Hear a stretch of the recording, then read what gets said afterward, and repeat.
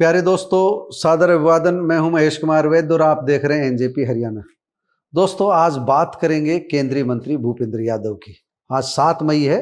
परसों 5 मई को पश्चिम बंगाल के चुनाव परिणाम आए थे, अन्य राज्यों के भी चुनाव परिणाम आए थे, लेकिन हम पश्चिम बंगाल की बात इसलिए कर रहे हैं क्योंकि पश्चिम बंगाल का कनेक्शन केंद्रीय मंत्री भूपेंद्र यादव से है। उन्हें पश्चिम बंगाल के चुनाव में चुनाव प्रभारी की जिम्मेदारी सौंपी गई थी और इस जिम्मेदारी पर भूपेंद्र यादव खरे उतरे हैं। पश्चिम बंगाल में भाजपा का परचम फहराया है। दोस्तों, भूपेंद्र यादव हरियाणा के जमालपुर गांव के रहने वाले हैं। गुरुग्राम जिले में जमालपुर गांव है, इसलिए हम कह सकते हैं कि अहिरवाल के एक लाल ने पश्चिम बंगाल में एक बार फिर कमाल किया है।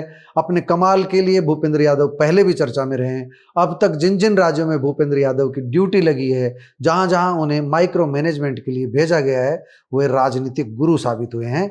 अमित शाह और नरेंद्र मोदी की पसंद इसी कारण भूपेंद्र यादव है।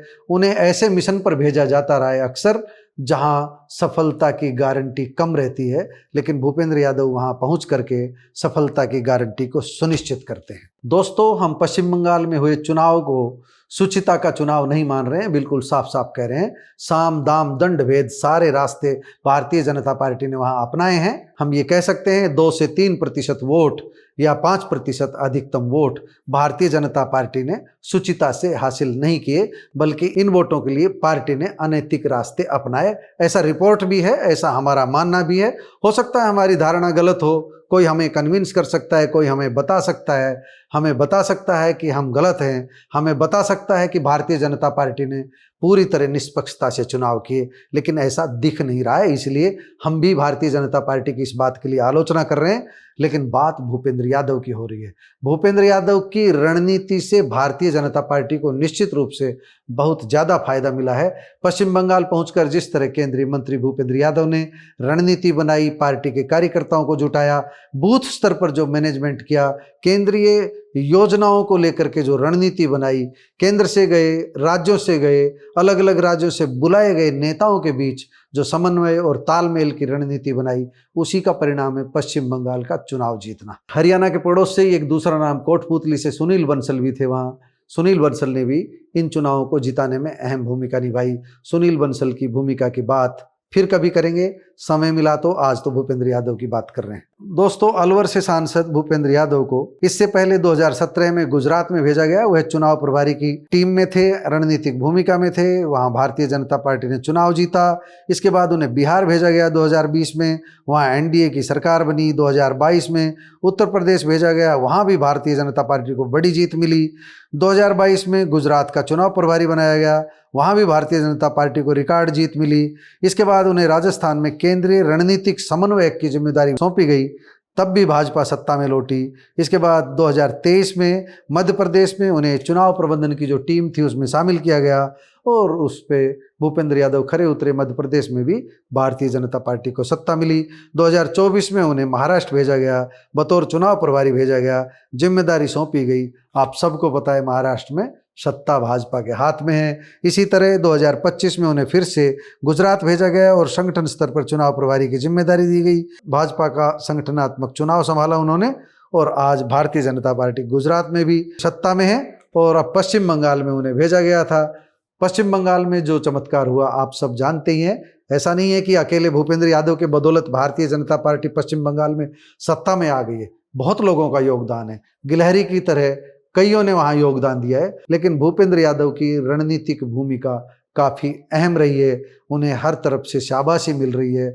उन्हें अमित शाह और नरेंद्र मोदी का चाणक्य कहा जा रहा है। नरेंद्र मोदी के भरोसे पर वह खरे उतरे हैं। प्रधानमंत्री नरेंद्र मोदी को पूरा भरोसा था कि भूपेंद्र यादव के नेतृत्व में चुनाव होने जा रहे हैं तो निश्चित रूप से सफलता मिल जाएगी, ऐसी उम्मीद अमित शाह और पार्टी के दूसरे नेता भी कर रहे थे।